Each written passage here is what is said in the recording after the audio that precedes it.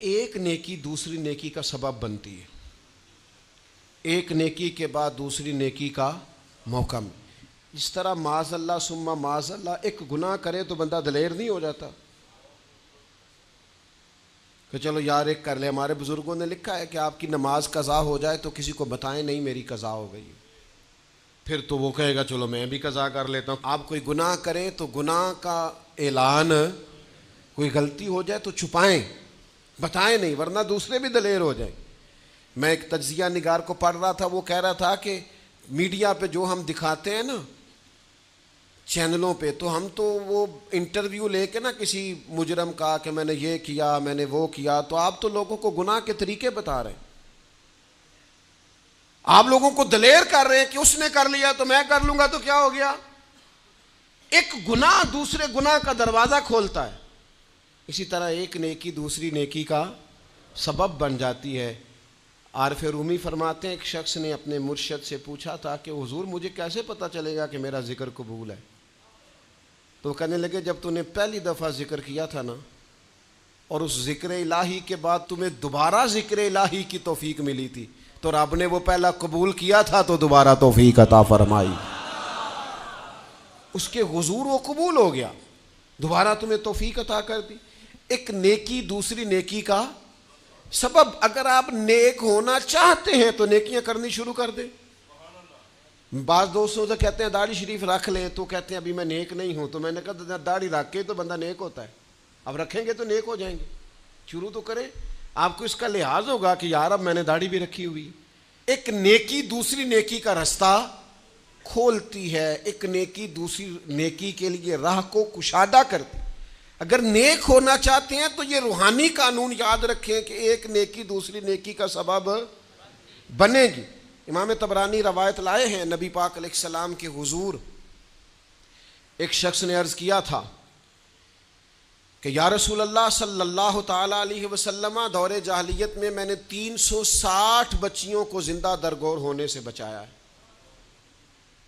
ان کے ماں باپ اور ان کا باپ جو تھا وہ معاذ اللہ ان کو زندہ دفن کرنا چاہتا تھا. میں نے اونٹ دے کر بچیوں کو بچایا اور پھر میں نے ان کی پرورش بھی کی.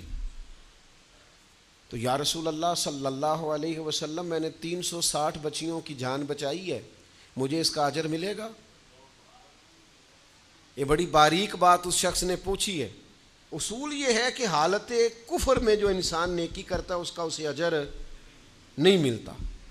اجر کے لیے ایمان ضروری ہے، ایمان پر اجر مرتب ہوتا ہے. جس کا ایمان نہیں اس کو اجر نصیب شرط ہے کہ بندہ مومن ہو تو اس کے نیک اعمال قبول. اب یہ سوال کیا کر رہے ہیں، ذرا باریک بات ہے سمجھے. یا رسول اللہ صلی اللہ تعالی علیہ وسلم، کیا مجھے اللہ اجر دے گا؟ میں نے دور جاہلیت میں 360 بچیوں کو زندہ درگور ہونے سے بچایا ہے، اس کا مجھے اجر ملے گا؟ قربان جائیں، حضور فرماتے ہیں انا افصح العرب، میں عربوں میں سب سے زیادہ فصیح و بلیغ ہوں.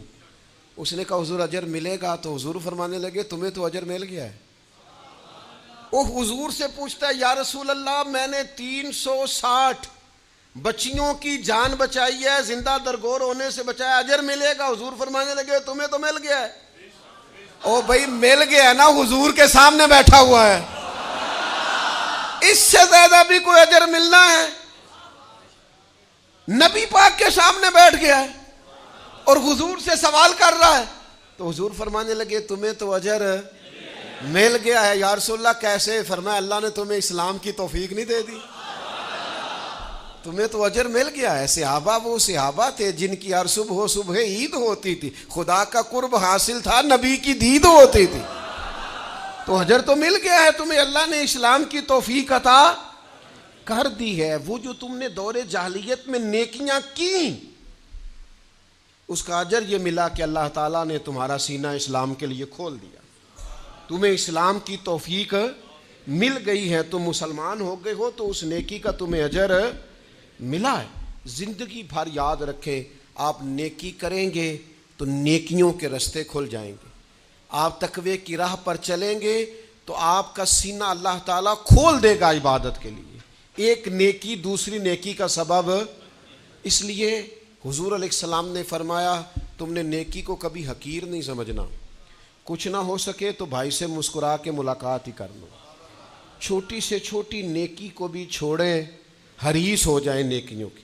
نیکیاں کریں گے تو آپ محسوس کریں گے کہ ایک روحانی ضابطہ قائم ہو گیا ہے کہ اس نیکی کی وجہ سے اللہ تعالیٰ مزید نیکی کی توفیق عطا کر رہا ہے.